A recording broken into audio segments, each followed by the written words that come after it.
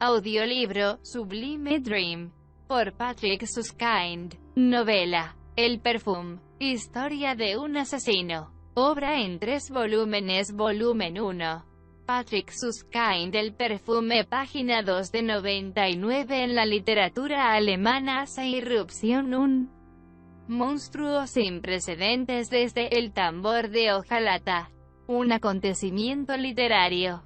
Stern. En Gran Bretaña se habla de El perfume como la novela del año. En Francia, se escribe que desde ahí el nombre de la rosa, el mundo editorial internacional no se había sentido tan atraído por una novela. Book Report. Un libro grandioso. Una novela irresistible. Una pieza literaria que no aparece todos los días. Courier. Viena. Suskind lleva al lector, con sostenido interés y fuerza sensual, al centro del alucinante exotismo de una obra de arte extremadamente auténtica y completamente ficticia. Well to Oche. Zurich. Se ha descubierto un nuevo Walser, un nuevo Frisch, un nuevo Gras, opinan los profesionales, y huelen la sensación literaria del año. Süddeutsche Zeitung. Múnich. El gran libro de la convención de la ABA, American Booksellers Association, de 1985 es una primera novela, escrita por Patrick Suskind, titulada El perfume. New York Times. Patrick Suskind. El perfume. Página 3 de 99. Patrick Suskind nació en 1949 en la localidad bávara de Ambach, de Alemania, hijo del escritor expresionista W. E. Suskind. Ha publicado el monólogo dramático, El contrabajo, estrenado en Múnich en 1981. El perfume es su primera novela. El perfume es la revelación de un narrador de primer orden en la Francia del siglo XVI. Desde el convento que lo acoge lactante hasta el cementerio donde conoce su funesta apoteosis final. La vida del perfumista y asesino de muchachas Jean-Baptiste Grenouille nos propone, a la vez que una sección transversal de una sociedad secretamente resquebrajada, un descenso a los más turbadores abismos del espíritu humano. Fantasmagoría alucinante y obsesiva, al tiempo que cuadro impar de una época. El perfume es una de las principales novelas europeas de los últimos tiempos. Patrick Suskind. El perfume. Página 4 de 99. Primera parte. 1. En el siglo XVI vivió en Francia uno de los hombres más geniales y abominables de una época en que no escasearon los hombres abominables y geniales. Aquí relataremos su historia. Se llamaba Jean-Baptiste Grenouille y su nombre, a diferencia del de otros monstruos geniales como de Sade, Saint-Just, Fouché, Napoleón, etc., ha caído en el olvido. No se debe en modo alguno a que Grenouille fuera a la saga de estos hombres célebres y tenebrosos. En altanería, desprecio por sus semejantes, inmoralidad, en una palabra, impiedad, sino a que su genio y su única ambición se limitaban a un terreno que no deja huellas en la historia, al efímero mundo de los olores. En la época que nos ocupa reinaba en las ciudades un hedor apenas concebible para el hombre moderno. Las calles apestaban a estiércol. Los patios interiores apestaban a orina. Los huecos de las escaleras apestaban a madera podrida y a excrementos de rata. Las cocinas, a col podrida y grasa de carnero. Los aposentos sin ventilación apestaban a polvo enmohecido. Los dormitorios, a sábanas grasientas, a edredones húmedos y al penetrante olor dulzón de los orinales. Las chimeneas apestaban a azufre. Las curtidurías, a lejías cáusticas. Los mataderos, a sangre coagulada. Hombres y mujeres apestaban a sudor y a ropa sucia. En sus bocas apestaban los dientes infectados. Los alientos olían a cebolla y los cuerpos, cuando ya no eran jóvenes, a queso rancio, a leche agria y a tumores malignos. Apestaban los ríos, apestaban las plazas, apestaban las iglesias y el hedor se respiraba por igual bajo los puentes y en los palacios. El campesino apestaba como el clérigo, el oficial de artesano, como la esposa del maestro.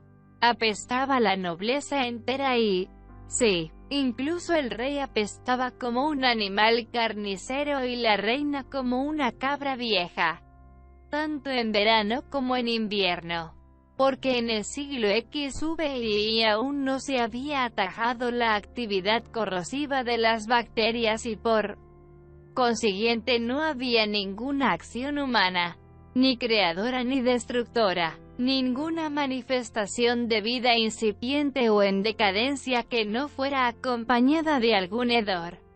Y, como es natural, el hedor alcanzaba sus máximas proporciones en París, porque París era la mayor ciudad de Francia, y dentro de París había un lugar donde el hedor se convertía en infernal, entre la Rue aux Fers y la Rue de la Ferronnerie, o sea, el Cimetière des Innocents. Durante 800 años se había llevado allí a los muertos del Hospital H4 del Dieu y de las parroquias vecinas. Durante 800 años, carretas con docenas de cadáveres habían vaciado su carga día tras día en largas fosas y durante 800 años se habían ido acumulando los huesos en osarios y sepulturas, hasta que llegó un día, en vísperas de la Revolución Francesa, cuando algunas fosas rebosantes de cadáveres se hundieron y el olor pútrido del atestado cementerio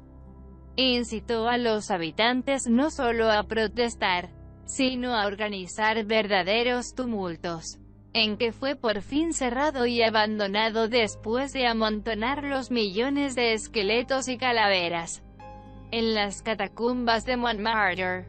Una vez hecho esto, en el lugar del antiguo cementerio se erigió un mercado de víveres. Fue aquí, en el lugar más maloliente de todo el reino, donde nació el 17 de julio de 1738 Jean-Baptiste Grenouille. Era uno de los días más calurosos del año. El calor se abatía como plomo derretido sobre el cementerio y se extendía hacia las calles adyacentes como un vaho putrefacto que olía a una mezcla de melones podridos y cuerno quemado. Cuando se iniciaron los dolores del parto, la madre de Grenouille se encontraba en un puesto de pescado de la Rue aux Fers escamando albures que había destripado previamente. Los pescados, seguramente sacados del Sena aquella misma mañana, apestaban ya hasta el punto de superar el hedor de los cadáveres. Sin embargo, la madre de Grenouille no percibía el olor a pescado podrido o a cadáver porque su sentido del olfato estaba totalmente embotado y además le dolía todo el cuerpo y el dolor disminuía su sensibilidad a cualquier percepción sensorial externa. Solo quería que los dolores cesaran, acabar lo más rápidamente posible con el repugnante parto. Era el quinto. Todos los había tenido en el puesto de pescado y las 5 criaturas habían nacido muertas o medio muertas, porque su carne sanguinolenta se distinguía apenas de las tripas de pescado que cubrían el suelo y no sobrevivían mucho rato entre ellas y por la noche todo era recogido con una pala y llevado en carreta al cementerio o al río. Lo mismo ocurriría hoy y la madre de Grenouille, que aún era una mujer joven, de unos 25 años, muy bonita y que todavía conservaba casi todos los dientes y algo de cabello en la cabeza y, aparte de la gota y la sífilis y una tisis incipiente, no padecía ninguna enfermedad grave. que aún esperaba vivir mucho tiempo. Quizás 5 o 10 años más y tal vez incluso casarse y tener hijos de verdad como la esposa respetable de un artesano viudo. Por ejemplo, la madre de Grenoble deseaba que todo pasara cuanto antes. Y cuando empezaron los dolores de parto, se acurrucó bajo el mostrador y parió allí, como hiciera ya 5 veces, y cortó con el cuchillo el cordón umbilical del recién nacido. En aquel momento, sin embargo, a causa del calor y el hedor que ella no percibía como tales, sino como algo insoportable y enervante como un campo de lirios o un reducido aposento. Patrick Susskind, el perfume, página 5 de 99, demasiado lleno de narcisos, cayó desvanecida debajo de la mesa y fue rodando hasta el centro del arroyo, donde quedó inmóvil, con el cuchillo en la mano. Gritos, corridas, la multitud se agolpa a su alrededor. Avisan a la policía. La mujer sigue en el suelo con el cuchillo en la mano.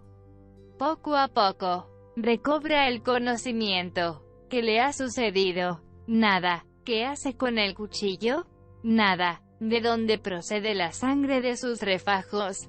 De los pescados. Se levanta, tira el cuchillo y se aleja para lavarse. Entonces, de modo inesperado, la criatura que yace bajo la mesa empieza a gritar. Todos se vuelven. Descubren al recién nacido entre un enjambre de moscas, tripas y cabezas de pescado y lo levantan. Las autoridades lo entregan a una nodriza de oficio y apresan a la madre. Y como ésta confiesa sin ambajes que lo habría dejado morir, como por otra parte ya hiciera con otros 4, la procesan. La condenan por infanticidio múltiple y 2 semanas más tarde la decapitan en la Place de Greve. En aquellos momentos el niño ya había cambiado 3 veces de nodriza. Ninguna quería conservarlo más de 2 días. Según decían, era demasiado voraz, mamaba por 2, robando así la leche a otros lactantes y el sustento a las nodrizas, ya que alimentar a un lactante único no era rentable.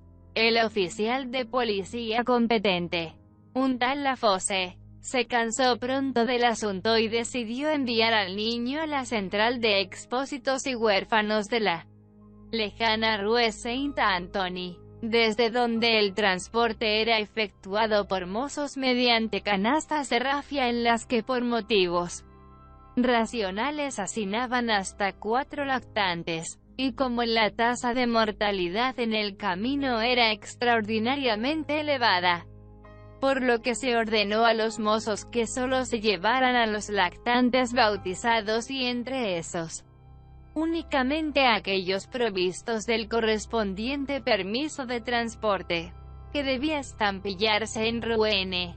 Y como el niño Grenoble no estaba bautizado ni poseía tampoco un nombre que pudiera escribirse en la autorización, y como, por añadidura, no era competencia de la policía poner en las puertas de la inclusa a una criatura anónima sin el cumplimiento de las debidas formalidades, por una serie de dificultades de índole burocrático y administrativo que parecían concurrir en el caso de aquel niño determinado y porque, por otra parte, el tiempo apremiaba. El oficial de policía Lafosse se retractó de su decisión inicial y ordenó entregar al niño a una institución religiosa, previa exigencia de un recibo, para que allí lo bautizaran y decidieran sobre su destino ulterior.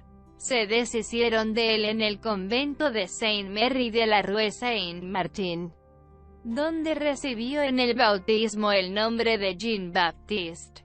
Y como el prior estaba aquellos días de muy buen humor y sus fondos para beneficencia aún no se habían agotado, en vez de enviar al niño a Rouen, decidió criarlo a expensas del convento y con este fin lo hizo entregar a una nodriza llamada Jean Bossy, que vivía en la Rue Saint-Denis y a la cual se acordó pagar 3 francos semanales por sus cuidados.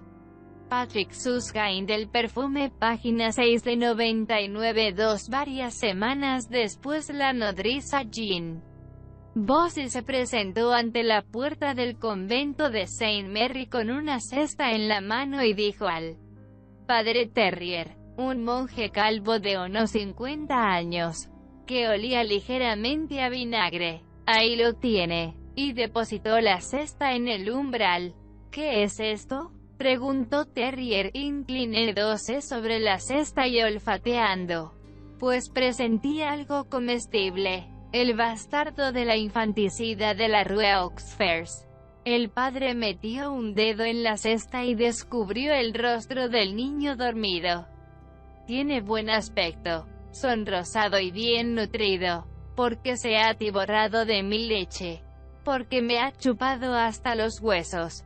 Pero esto se acabó. Ahora ya podéis alimentarlo vosotros con leche de cabra, con papilla y con zumo de remolacha. Lo devora todo». El bastardo. El padre Terrier era un hombre comodón. Tenía a su cargo la administración de los fondos destinados a beneficencia, la repartición del dinero entre los pobres y necesitados, y esperaba que se le dieran las gracias por ello y no se le importunara con nada más. Los detalles técnicos le disgustaban mucho porque siempre significaban dificultades y las dificultades significaban una perturbación de su tranquilidad de ánimo que no estaba dispuesto a permitir. Se arrepintió de haber abierto el portal y deseó que aquella persona cogiera la cesta, se marchara a su casa y le dejara en paz con sus problemas acerca del lactante. Se enderezó con lentitud y al respirar olió el aroma de leche y queso de oveja que emanaba de la nodriza. Era un aroma agradable. «No comprendo qué quieres. En verdad, no comprendo a dónde quieres ir a parar. Solo sé que a este niño no le perjudicaría en absoluto que le dieras el pecho todavía un buen tiempo». «A él», no replicó la nodriza, «solo a mí. He adelgazado casi 5 kilos. A pesar de que he comido para 3. Y por QNTO. Por 3 francos semanales». «Ah, ya lo entiendo», dijo Terrier, casi con alivio. «Ahora lo veo claro. Se trata otra vez de dinero». «No», exclamó la nodriza. «Claro que sí. Siempre se trata de dinero. Cuando alguien llama a esta puerta, se trata de dinero. Me gustaría abrirla una sola vez a una persona que viniera por otro motivo, para traernos un pequeño obsequio. Por ejemplo, un poco de fruta o un par de nueces. En otoño hay muchas cosas que nos podrían traer. Flores, o solamente que alguien viniera a decir en tono amistoso: «Dios sea con vos, padre Terrier. Os deseo muy buenos días». Pero esto no me ocurrirá nunca. Cuando no es un mendigo, es un vendedor. Y cuando no es un vendedor, es un artesano. Y quien no quiere limosna, presenta una cuenta. Ya no puedo salir a la calle. Cada vez que salgo, no doy ni 3 pasos sin verme rodeado de individuos que me piden dinero». «Yo no», insistió la nodriza. «Pero te diré una cosa. No eres la única nodriza de la diócesis. Hay centenares de amas de cría de primera clase que competirán entre sí por dar el pecho o criar con papillas, zumos u otros alimentos a este niño encantador por 3 francos a la semana». Signo de cierre de exclamación. «Entonces, dédeselo a una de ellas, pero, por otra parte, tanto cambio no es bueno para un niño. Quién sabe si otra leche le sentaría tan bien como la tuya. Ten en cuenta que está acostumbrado al aroma de tu pecho y al latido de tu corazón». Y aspiró de nuevo profundamente la cálida fragancia emanada por la nodriza, añadiendo: cuando se dio cuenta de que sus palabras no habían causado ninguna impresión. Signo de cierre de exclamación. Llévate al niño a tu casa, hablaré del asunto con el prior y le propondré que en lo sucesivo te dé 4 francos semanales. No rechazó la nodriza. Está bien. 5 no. QNT o pides. Entonces, gritó Terrier. 5 francos son un montón de dinero por el insignificante trabajo de alimentar a un niño pequeño. No pido dinero, respondió la nodriza. Solo quiero sacar de mi casa a este bastardo. ¿Pero por qué, buena mujer?, preguntó Terrier, volviendo a meter el dedo en la cesta. Es un niño precioso. Tiene buen color. No grita. Duerme bien y está bautizado. Está poseído por el demonio. Terrier sacó la mano de la cesta a toda prisa. Signo de cierre de exclamación. Imposible, es absolutamente imposible que un niño de pecho esté poseído por el demonio. Un niño de pecho no es un ser humano, solo un proyecto y aún no tiene el alma formada del todo. Por consiguiente, Patrick Susskind del perfume, página 7 de 99, carece de interés para el demonio. ¿Acaso habla ya? ¿Tiene convulsiones? ¿Mueve las cosas en la habitación? ¿Despide mal olor? No huele a nada en absoluto, contestó la nodriza. ¿Lo ves? Esto es una señal inequívoca. Si estuviera poseído por el demonio, apestaría. Y con objeto de tranquilizar a la nodriza y poner a prueba el propio valor, Terrier levantó la cesta y la sostuvo bajo su nariz. No huelo a nada extraño, dijo, después de olfatear un momento.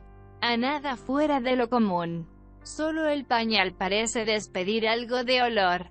Y acercó la cesta a la nariz de la mujer para que confirmara su impresión. No me refiero a eso, dijo la nodriza en tono desabrido, apartando la cesta. No me refiero al contenido del pañal. Sus excrementos huelen. Es el propio bastardo, el que no huele a nada. Porque está sano, gritó Terrier. Porque está sano. Por esto no huele, es de sobra conocido que solo huelen los niños enfermos. Todo el mundo sabe que un niño atacado por las viruelas huele a estiércol de caballo y el que tiene escarlatina, a manzanas pasadas y el tísico, a cebolla. Está sano. No le ocurre nada más. ¿Acaso tiene que apestar? ¿Apestan acaso tus propios hijos? No, respondió la nodriza. Mis hijos huelen como deben oler los seres humanos. Terrier dejó cuidadosamente la cesta en el suelo porque sentía brotar en su interior las primeras oleadas de ira ante la terquedad de la mujer. No podía descartar que en el curso de la disputa acabara necesitando las dos manos para gesticular mejor y no quería que el niño resultara lastimado. Ante todo, sin embargo, enlazó las manos a la espalda, tendió hacia la nodriza su prominente barriga y preguntó con severidad: ¿acaso pretendes saber cómo debe oler un ser humano que, en todo caso, te lo recuerdo, puesto que está bautizado, también es el Hijo de Dios? Sí, afirmó el ama de cría. Y afirmas además que, si no huele como tú crees que debe oler, tú, la nodriza Jim Bossy del héroe Saint Denis, ¿es una criatura del demonio? Adelantó la mano izquierda y la sostuvo, amenazadora, con el índice doblado como un signo de interrogación ante la cara de la mujer, que adoptó un gesto reflexivo. No le gustaba que la conversación se convirtiera de repente en un interrogatorio teológico en el que ella llevaría las de perder. Yo no he dicho tal cosa, eludió. Si la cuestión tiene o no algo que ver con el demonio, sois vos quien debe decidirlo, padre Terrier. No es asunto de mi incumbencia. Yo solo sé una cosa. que este niño me horroriza porque no huele como deben oler los lactantes. Signo de cierre de exclamación. AJ, exclamó Terrier, satisfecho, dejando caer la mano. Así que te retractas de lo del demonio. Bien, pero ahora ten la bondad de decirme, ¿cómo huele un lactante cuando huele como tú crees que debe oler? Vamos, dímelo. Huele bien, contestó la nodriza. ¿Qué significa bien?, vociferó Terrier. Hay muchas cosas que huelen bien. Un ramito de espliego huele bien. El caldo de carne huele bien. Los jardines de Arabia huelen bien. Y yo quiero saber cómo huele un niño de pecho. La nodriza titubeó. Sabía muy bien cómo olían los niños de pecho. Lo sabía con gran precisión. No en balde había alimentado, cuidado, mecido y besado a docenas de ellos. Era capaz de encontrarlos de noche por el olor. Ahora mismo tenía el olor de los lactantes en la nariz, pero todavía no lo había descrito nunca con palabras. Y bien, apremió Terrier, haciendo castañetear las uñas. Pues, empezó la nodriza, no es fácil de decir por qué. Porque no huelen igual por todas partes. Aunque todas huelen bien. Veréis, padre, los pies, por ejemplo, huelen como una piedra lisa y caliente. No, más bien como el requesón, o como la mantequilla, eso es, huelen a mantequilla fresca, y el cuerpo huele como una galleta mojada en leche. Y la cabeza, en la parte de arriba, en la coronilla, donde el pelo forma un remolino.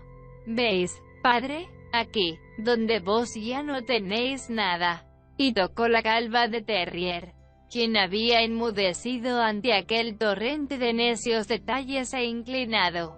Obediente, la cabeza. Aquí, precisamente aquí es donde huelen mejor. Se parece al olor del caramelo. No podéis imaginar, padre, lo dulce y maravilloso que es una vez se les ha olido aquí. Se les quiere, tanto si son propios como ajenos. Y así, y no de otra manera, deben oler los niños de pecho.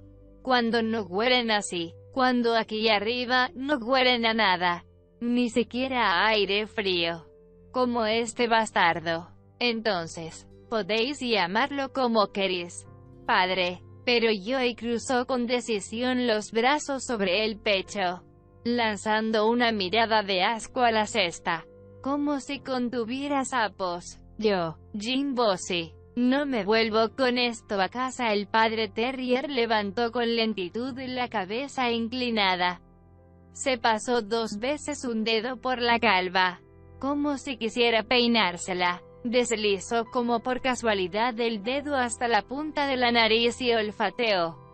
Pensativo. Patrick Susskind del perfume, página 8 de 99. ¿A caramelo?, preguntó, intentando encontrar de nuevo el tono severo. ¿Caramelo? ¿Qué sabes tú de caramelo? ¿Lo has probado alguna vez? No directamente, respondió la nodriza. Pero una vez estuve en un gran hotel de la Rue Saint-Honoré y vi cómo lo hacían con azúcar fundido y crema. Olía tan bien, que nunca más lo he olvidado. Está bien, ya basta, dijo Terrier, apartando el dedo de la nariz. Ahora te ruego que calles, es muy fatigoso para mí continuar hablando contigo a este nivel. Colijo que te niegas, por los motivos que sean, a seguir alimentando al lactante que te había sido confiado, Jim Baptiste Grenoble, y que lo pones de nuevo bajo la tutela del convento de Saint Mary. Lo encuentro muy triste, pero no puedo evitarlo. Estás despedida. Cogió la cesta, respiró una vez más la cálida fragancia de la lana impregnada de leche, que ya se dispersaba, y cerró la puerta con cerrojo, tras lo cual se dirigió a su despacho. Patrick Susskind del perfume, página 9 de 99. 3. El padre Terrier era un hombre culto, No solo había estudiado teología, sino también leído a los filósofos y profundizado además en la botánica y la alquimia. Confiaba en la fuerza de su espíritu crítico, aunque nunca se habría aventurado, como hacían muchos, a poner en tela de juicio los milagros, los oráculos y la verdad de los textos de las Sagradas Escrituras. Pese a que en rigor la razón sola no bastaba para explicarlos y a veces incluso los contradecía, prefería abstenerse de ahondar en semejantes problemas, que le resultaban desagradables y solo conseguirían sumirle en la más penosa inseguridad de inquietud cuando, precisamente para servirse de la razón, necesitaba gozar de seguridad y sosiego. Había cosas, sin embargo, contra las cuales luchaba a brazo partido, y estas eran las supersticiones del pueblo llano. Brujería, cartomancia, uso de amuletos, hechizos, conjuros, ceremonias en días de luna llena y otras prácticas. Era muy deprimente ver el arraigo de tales creencias paganas después de un milenio de firme establecimiento del cristianismo en la mayoría de casos de las llamadas alianzas con Satanás y posesiones del demonio también resultaban, al ser considerados más de cerca, un espectáculo supersticioso. Ciertamente, Terrier no iría tan lejos como para negar la existencia de Satanás o dudar de su poder. La resolución de semejantes problemas fundamentales en la teología incumbía a esferas que estaban fuera del alcance de un simple monje. Por otra parte, era evidente que cuando una persona ingenua como aquella nodriza afirmaba haber descubierto a un espíritu maligno, no podía tratarse del demonio. Su misma creencia de haberlo visto era una prueba segura de que no existía ninguna intervención demoníaca, puesto que el diablo no sería tan tonto como para dejarse sorprender por la nodriza Jean Bossy. Y encima aquella historia de la nariz, del primitivo órgano del olfato, el más bajo de los sentidos, como si el infierno oliera a azufre y el paraíso a incienso y mirra, la peor de las supersticiones que se remontaba al pasado más remoto y pagano, cuando los hombres aún vivían como animales, no poseían la vista aguda, no conocían los colores, pero se creían capaces de oler la sangre y de distinguir por el olor entre amigos y enemigos. Se veían a sí mismos husmeados por gigantes caníbales, hombres lobos y furias, y ofrecían a sus horribles dioses holocaustos apestosos y humeantes.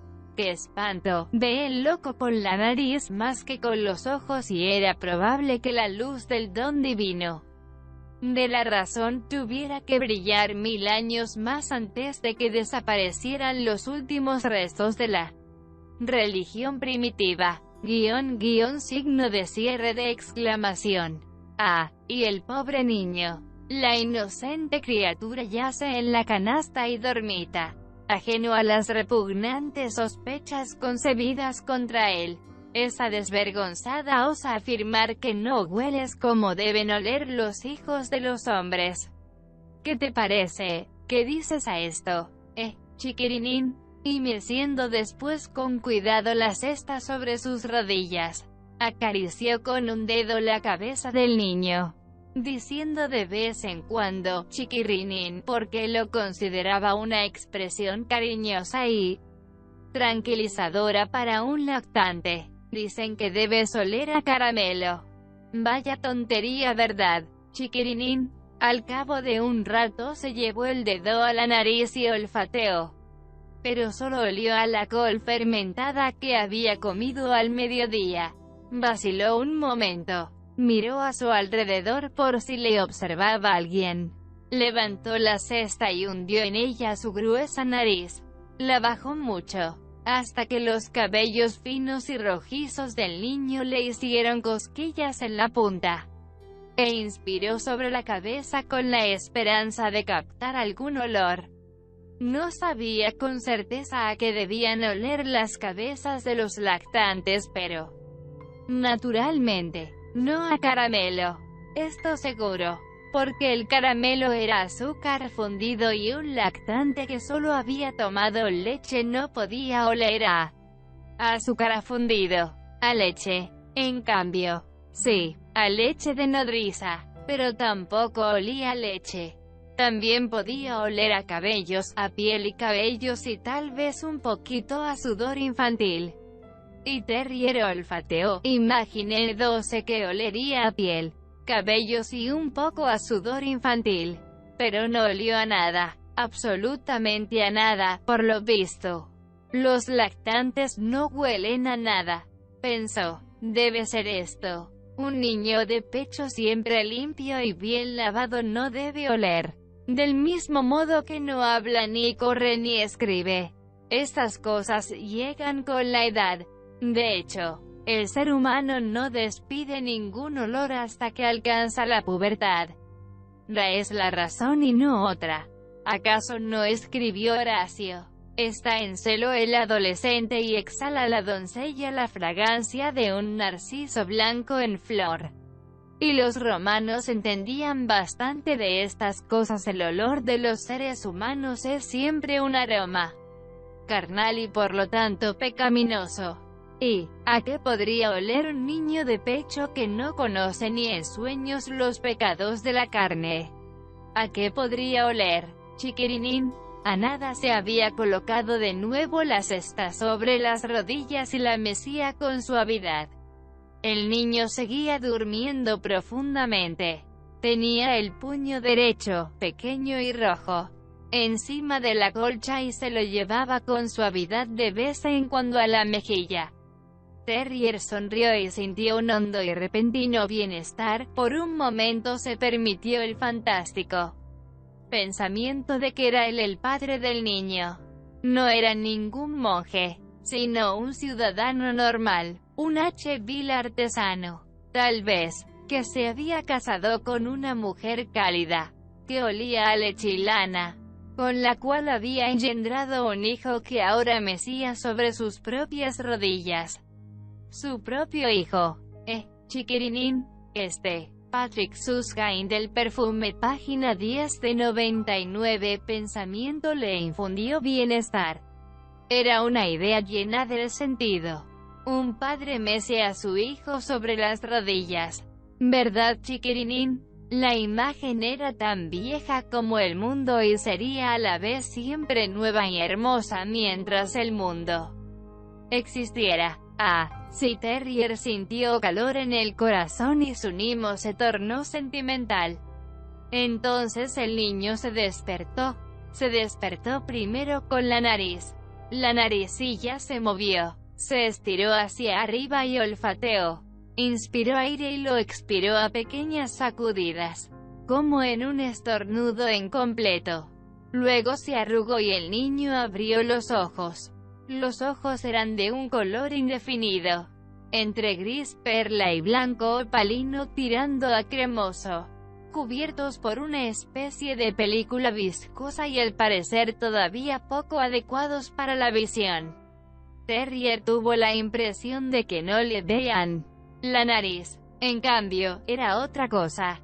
Así como los ojos mares del niño visqueaban sin ver, la nariz parecía apuntar hacia un blanco fijo y Terrier tuvo la extraña sensación de que aquel blanco era él, su persona, el propio Terrier. Las diminutas ventanillas de la nariz y los diminutos orificios en el centro del rostro infantil se esponjaron como un capullo al abrirse, o más bien como las hojas de aquellas pequeñas plantas carnívoras que se cultivaban en el jardín botánico del rey, y al igual que estas, parecían segregar un misterioso líquido. A Terrier se le antojó que el niño le veía con la nariz, de un modo más agudo, inquisidor y penetrante de lo que puede verse con los ojos, como si a través de su nariz absorbiera algo que emanaba de él. Terrier, algo que no podía detener ni ocultar.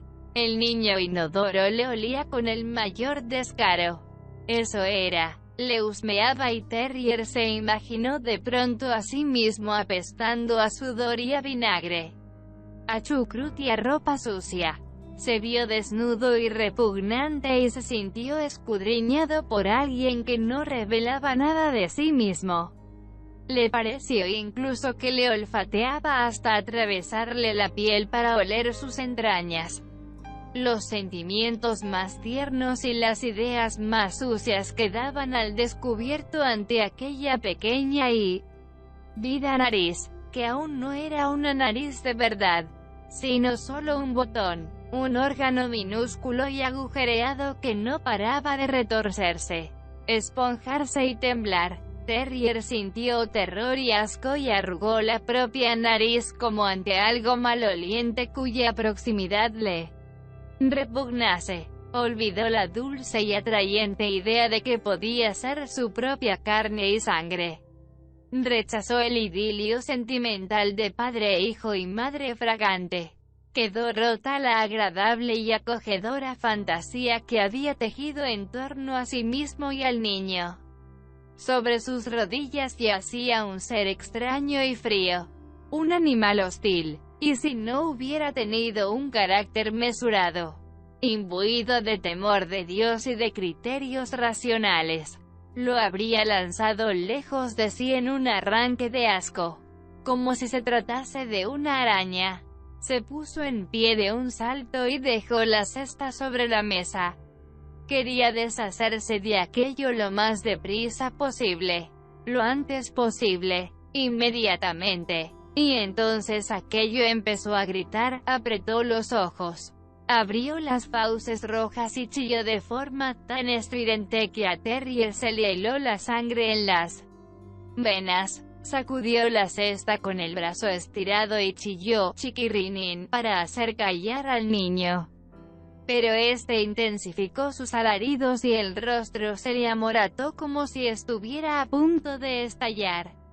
A fuerza de gritos, a la calle con él, pensó Terrier, a la calle inmediatamente con este demonio, estuvo a punto de decir, pero se dominó a tiempo. A la calle con este monstruo, este niño insoportable, pero ¿a dónde lo llevo? Conocía a una docena de nodrizas y orfanatos del barrio, pero estaban demasiado cerca, demasiado próximos a su persona. Tenía que llevar aquello más lejos, tan lejos que no pudieran oírlo, tan lejos que no pudieran dejarlo de nuevo ante la puerta en cualquier momento. A otra diócesis, si era posible, y a la otra orilla, todavía mejor, y lo mejor de todo extramuros, al Faubourg Saint-Antoine. Eso mismo, allí llevaría al diablillo chillón, hacia el este, muy lejos, pasada la Bastilla, donde cerraban las puertas de noche, y se recogió la sotana.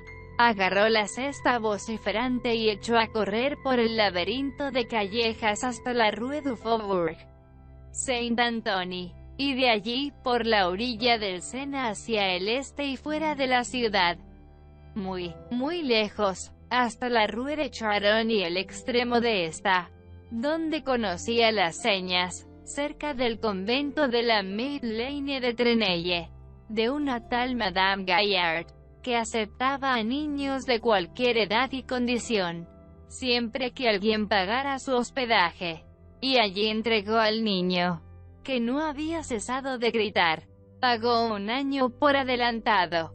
Regresó corriendo a la ciudad y, una vez llegado al convento, se despojó de sus ropas como si estuvieran contaminadas. Se lavó de pies y a cabeza y se acostó en su celda. Se santiguó muchas veces, oró largo rato y por fin, aliviado, concilió el sueño. Patrick Susskind del perfume, página 11 de 99.4. Aunque no contaba todavía 30 años, Madame Gaillard ya tenía la vida a sus espaldas. Su aspecto exterior correspondía a su verdadera edad, pero al mismo tiempo aparentaba el doble. el triple y el centuplo de sus años. Es decir, parecía la momia de una jovencita. Interiormente, hacía mucho tiempo que estaba muerta. De niña había recibido de su padre un golpe en la frente con el atizador, justo encima del arranque de la nariz, y desde entonces carecía del sentido del olfato y de toda sensación de frío o el calor humano, así como de cualquier pasión. Tras aquel único golpe, la ternura le fue tan ajena como la aversión, y la alegría tan extraña como la desesperanza. No sintió nada cuando más tarde cohabitó con un hombre y tampoco cuando parió a sus hijos. No lloró a los que se le murieron ni se alegró de los que le quedaron. Cuando su marido le pegaba, no se estremecía, y no experimentó ningún alivio cuando él murió del cólera en el H4 Hotel Dieu. Las dos únicas sensaciones que conocía eran un ligerísimo decaimiento cuando se aproximaba la jaqueca mensual y una ligerísima animación cuando desaparecía. Salvo en estos dos casos, aquella mujer muerta no sentía nada.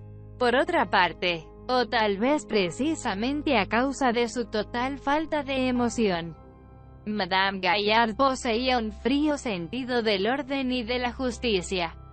No favorecía a ninguno de sus pupilos, pero tampoco perjudicaba a ninguno. Les daba 3 comidas al día y ni un bocado más. Cambiaba los pañales a los más pequeños 3 veces diarias, pero solo hasta que cumplían 2 años. El que se ensuciaba los calzones a partir de entonces recibía en silencio una bofetada y una comida de menos. La mitad justa del dinero del hospedaje era para la manutención de los niños. La otra mitad se la quedaba ella. En tiempos de prosperidad no intentaba aumentar sus beneficios, pero en los difíciles no añadía ni un sou, aunque se presentara un caso de vida o muerte. De otro modo el negocio no habría sido rentable para ella. Necesitaba el dinero y lo había calculado todo con exactitud.